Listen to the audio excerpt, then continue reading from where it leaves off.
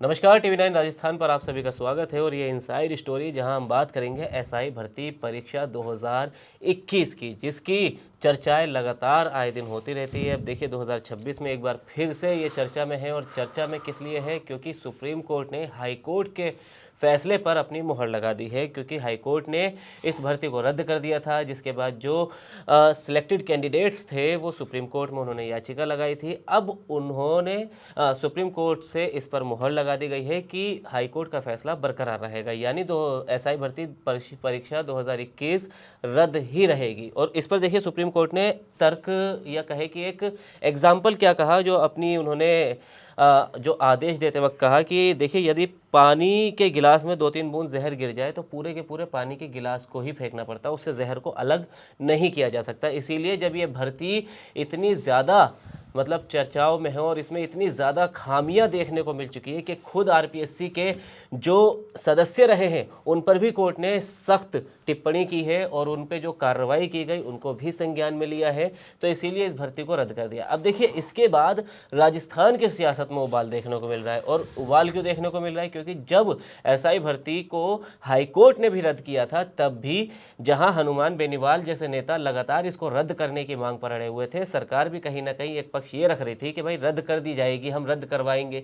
लेकिन उसके बाद सरकार में भी दूसरा रुख सामने आया था कि भाई रद्द ना की जाए, क्योंकि जिन लोगों ने ईमानदारी से एग्जाम्स दिया था, मेहनत की थी, उनकी मेहनत को भी कहीं ना कहीं खराब इसमें होता हुआ देखा जा सकता था। जिसके बाद एक बड़ा प्रदर्शन हाईकोर्ट के फैसले के बाद सड़कों पर देखने को मिला था, जो एसआई भर्ती में रद्द किए गए थे, और लंबा बड़ा प्रोटेस्ट हुआ था। सरकार पर भी सवाल उठे थे, हनुमान बेनीवाल के लिए भी सख्त टिप्पणी प्रदर्शनकारियों ने की थी, किरोड़ीलाल मीणा तक के लिए कई प्रदर्शनकारियों ने तल्ख टिप्पणी की थी। खैर, अब जब सुप्रीम कोर्ट ने भी उस पर मुहर लगा दी है, तो अभी फिलहाल ऐसा प्रदर्शन तो नहीं देखा गया, लेकिन इस पर सियासत शुरू हो गई है। सियासत ये शुरू हो गई है कि गोविंद डोटासरा कह रहे हैं कि भाई देखिए, चाहे 100 मुजरिम एक बार को छूट जाए पर एक ईमानदार को सज़ा नहीं मिलनी चाहिए। अब हाईकोर्ट ने जो कहा है, हाईकोर्ट ने कहा है कि भाई अगर एक गिलास में अगर कुछ बूंद जहर गिरा दिया जाए तो उसे अलग नहीं किया जा सकता। इसके अलग गोविंद डोटासरा अपना ये बयान सामने रख रहे हैं, अपनी प्रतिक्रिया उन्होंने दी है। उनका पहला बयान सुनिए, फिर बताएंगे हनुमान बेनीवाल ने क्या कहा। तो पहले गोविंद डोटासरा का वो बयान सुनिए। एक ही ढिंडोरा पीट रहे हैं, हम पेपर लीक के अपराधियों पकड़ रहे हैं। तो कितने दिन, ये 15 साल का कार्यक्रम है, 5 वर्षीय योजना है, 10 वर्षीय योजना है, 15 वर्षीय योजना है। ये तो आपको 4-6 महीने में कर लेना चाहिए था। जो अपराधी है, जो बेईमान है, उनको पकड़ करके अंदर करो, नई नौकरियां तो निकालो। वो जगदीश बिश्नोई जिसके लिए कह रहे थे कि वो आ जाएगा, उस कौन कौन अंदर होंगे, हमारा काका जी जमानत पे रिहाई हो गए आते ही। तुम क्या पैरवी कर रहे हो? क्या तमाशा बना रखा है? एसआई भर्ती में क्या हुआ आप बताइए। जो हम पे आरोप लगाए थे, 2.5 साल तक, 2.25 साल तक निर्णय नहीं कर पाए। कोर्ट को आखिर में निर्णय करना पड़ा। लेकिन इसमें भी एक सवाल है कि आपने उन लोगों को विश्वास दिलाया था कि जो ईमानदारी के साथ में दूसरी सर्विस से आकर के, नौकरी से आकर के ज्वाइन किया है, और जो ओवर एज हो रहे हैं उनकी एज के बारे में रिलैक्सेशन देने की बात थी, और उनके लिए वापस क्या करना है इसके बारे में तो सरकार निर्णय नहीं ले पाई। ठीक है, बेईमानी हुई, सुप्रीम कोर्ट ने कह दिया। अब दूसरा कोई ऑप्शन अगर कोई बात करे कि ऐसा नहीं, तो मैं नहीं मानता, उसकी जरूरत नहीं है। सुप्रीम कोर्ट, माननीय सर्वोच्च न्यायालय ने जब कह दिया कि ये सारी भर्ती निरस्त होगी तो निरस्त होगी, और हो गई, कोई दिक्कत नहीं, हम भी इसका स्वागत करते हैं। लेकिन सवाल ये है कि जिन बच्चों ने मेहनत से, चाहे उनमें एक भी बच्चा मेहनत से पास हुआ होगा, एक भी बच्चे की पहले की नौकरी छूट गई हो, दोबारा उसने अपनी मेहनत से नौकरी ली थी, अगर वो एक भी है तो उसके बारे में सरकार का क्या निर्णय, ये मैं पूछना चाहता हूं। उसके साथ में अन्याय नहीं होना चाहिए। प्राकृतिक न्याय है कि अगर 100 अपराधी में से एक निर्दोष भी हो तो वो 99 को है, लेकिन उस एक के चक्कर में छूटे तो छूटे, लेकिन वो नहीं जाना चाहिए। ये न्याय का सिद्धांत है। अब चूंकि भर्ती निरस्त हो गई, जल्दी से जल्दी नई भर्ती कराओ, लेकिन इनमें जो ईमानदार लोग हैं और जिनकी एज और हो गई है, उनके लिए आप क्या व्यवस्था कर रहे हो? इस तरीके का कोई बयान आज तक मुख्यमंत्री जी का नहीं आया। कि रूडी जी बयान देते हैं, इसके अलावा तो कोई देता नहीं है। तो मैं ये कहना चाहता हूँ कि जो वर्तमान में जो परिस्थितियां इस राजस्थान के अंदर बनी हुई हैं, उनके ऊपर इनका कोई फोकस नहीं है। तो ये था गोविंद डोटासरा का बयान, जो कि कांग्रेस के प्रदेश अध्यक्ष है। तो कांग्रेस का रुख आपने देख लिया कि एसआई भर्ती पर जो सुप्रीम कोर्ट का फैसला उस पर क्या है। अब हनुमान बेनीवाल का भी रुख देख लीजिए, क्योंकि हनुमान बेनीवाल भी वो नेता है जो लगातार एसआई भर्ती के मुद्दे पर बोलते आ रहे, धरना करते आ रहे। एक लंबा धरना उन्होंने जयपुर में दिया था, जिसके बाद हाईकोर्ट का फैसला आया था और उसका उन्होंने पूरी तरह क्रेडिट भी लिया था। हालांकि जब कई प्रदर्शनकारी सड़क पर उतरे तो वो थोड़ा पीछे हटते हुए भी उस वक्त नजर आए थे। तो देखिए अब उन्होंने क्या प्रतिक्रिया दी कि राजस्थान में एसआई भर्ती 2021 को लेकर न्यायिक प्रक्रिया के क्रम में पहले एकल पीठ, फिर डिवीजन बेंच और अंततः माननीय सुप्रीम कोर्ट द्वारा भर्ती को रद्द रखने का निर्णय यथावत रखना मेहनतकश अभ्यर्थियों की भावनाओं की एक बड़ी जीत है। इस भर्ती को रद्द कराने की मांग को लेकर राष्ट्रीय लोकतांत्रिक पार्टी ने हमेशा युवाओं की आवाज़ को मजबूती से उठाया, सड़क से लेकर सदन तक उनके अधिकारों के लिए संघर्ष किया। मैंने लोकसभा में भी ये मामला उठाया था, जयपुर में शहीद स्मारक पर लंबे समय तक धरना दिया और एक बड़ी रैली जयपुर में भी आयोजित की।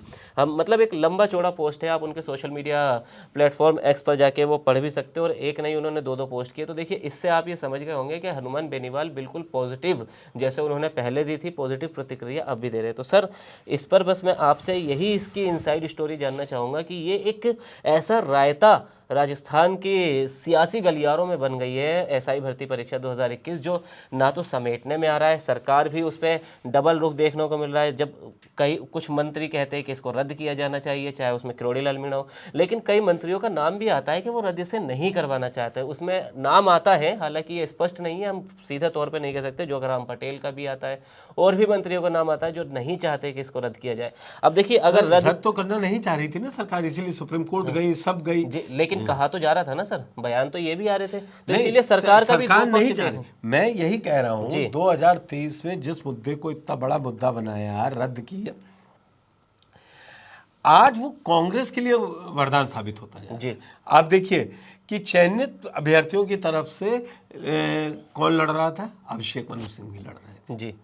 डोटासरा का बयान सुनिए, वो नेचुरल जस्टिस की बात करते हैं कि 100 गुनहगार छूट जाए लेकिन एक बेगुनाह को सजा नहीं होनी चाहिए। ये सीआरपीसी का या भारतीय न्याय संहिता का, न्याय संहिता का ये मतलब मूल मोटो मंत्र है, कह मूल सकते हैं। मंत्र है जी। कि भाई निर्दोष को सजा नहीं जी। हो। लेकिन यहाँ पर सियासत हो रही है।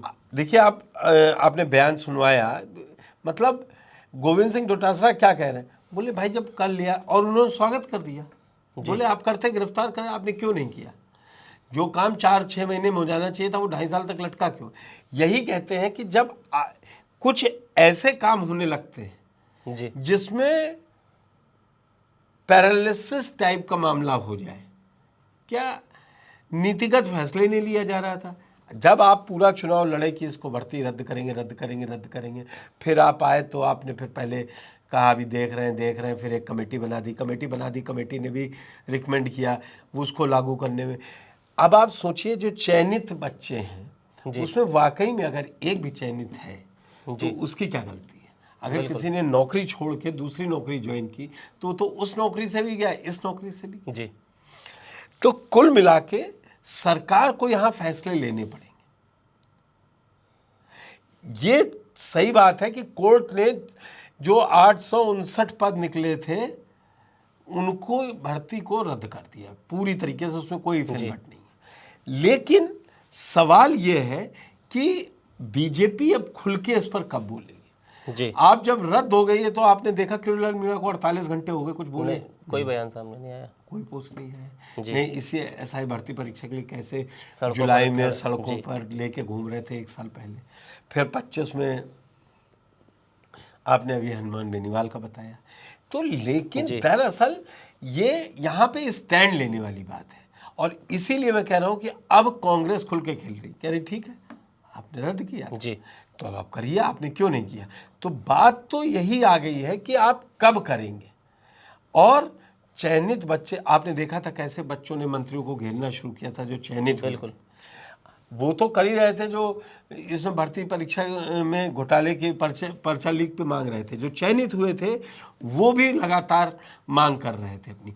तो अब सरकार के लिए दुविधा है और देखना है कि क्या फैसला अब सरकार जी लेती है। नहीं सर, क्योंकि सरकार के लिए भी मुझे लगता है कि देखिए ये इतना आसान नहीं होगा फैसला लेना, क्योंकि मामले दोनों ही तरफ फंस रहे नहीं हैं। तो आप जब चुनावी मुद्दा बना रहे थे वो तब तो आपको नहीं सर वो समझ? चुनावी भाषण नहीं होते हैं नहीं ना, वो नहीं तो नहीं, चुनावी चुनावी वादे भाषण होते हैं ना नहीं सर। होते। नहीं, तब ये सोचा ही नहीं गया होगा कि कितनी टेक्निकलिटीज इसमें आ सकती है सामने। अब देखिए अगर रद्द कर पहली देते बार हैं, थोड़ी ना चुनाव लड़ रहे थे, सन 80 पार्टी बनी है और नेता उसके पुराने रहे, तो सबको मालूम। ये इन तथ्यों के देखिए, पीछे सरकार नहीं छुपती नहीं है, वो ना बिल्कुल कोई राजनीतिक पार्टी। अब आपको एक स्टैंड लेना पड़ेगा, नहीं तो जी बिल्कुल वही स्टैंड जाएगा। जी। नहीं सर, जब सिस्टम से बाहर कोई आदमी होता है तो वो 10 हाँ सवाल उठाता है, लेकिन जब सिस्टम हाँ में वो आदमी आता है तब उसे पता लगता है कि यहाँ नहीं पर नहीं कितनी कितनी बिल्कुल। चीजें हैं। और यहाँ पर तो अब मैं कहूँगा कि बीजेपी सरकार को जी ये स्टैंड लेना पड़ेगा कि वो बिल्कुल इनके साथ है या चयनित वालों के साथ नहीं है, कोर्ट के फैसले पे।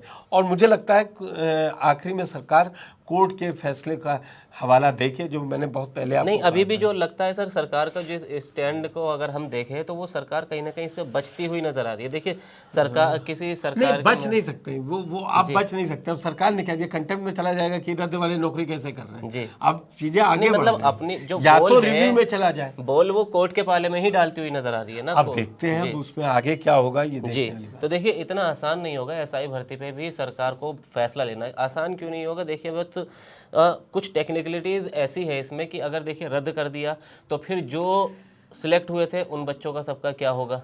अब उसमें कई ईमानदार भी वो आवाज़ ज़रूर उठाएंगे, उनके लिए कई नेता भी खड़े हो जाएंगे, पार्टियां भी उनके साथ आ जाएगी। फिर खैर जो सिलेक्ट हो गए वो तो देखिए ठीक, लेकिन चयनित 7 वालों लाख के साथ अकिल तो खड़े ही होगी जी। कांग्रेस, नहीं, वो जो तो कहेगी अभ्यर्थी थे, हाँ अभ्यर्थी 7,95,000 थे ना सर, लगभग 8 लाख के करीब अभ्यर्थी थे उस वक्त। तो उनका क्या होगा वो भी कहेंगे भाई, जब हम उन्हीं वजह से सिलेक्ट नहीं हो पाता, क्या पता अगर वो बेईमानी से नहीं आते, ईमानदारी से, तो हम ही आ जाते। उनकी भी बात है, जो सिलेक्ट हो चुके और जो सिलेक्ट नहीं हुए थे उनकी उम्र का भी एक वो देखना है कि देखिए उम्र भी उनकी अब बढ़ गई है। कितने बच्चे अभ्यर्थी उसमें ऐसे थे जो सिलेक्ट हो गए लेकिन उन्होंने अपनी दूसरी नौकरियां छोड़ी थी। क्यों?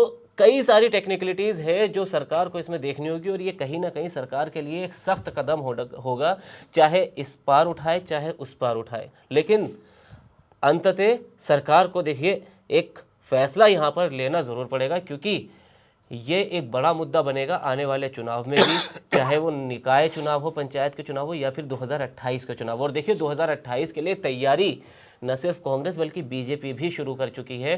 कि आपने ये देख ही लिया कि राष्ट्रीय अध्यक्ष खुद राजस्थान आए थे, जबकि 28 में भी समय बाकी है, लेकिन सरकार भी मान के चल रही है, बीजेपी और कांग्रेस दोनों, कि अब ज़्यादा लंबा वक्त 28 के चुनावों में बचा नहीं है। तो दोनों ही पक्ष और विपक्ष तैयारी कर रहे हैं उस चुनाव की भी। तो अब देखना होगा एसआई भर्ती पर सरकार क्या फैसला लेती है और इसमें क्या कुछ और अपडेट देखने को मिला। सब आपको बताते रहेंगे TV9 राजस्थान पर। लेकिन आपकी क्या राय है?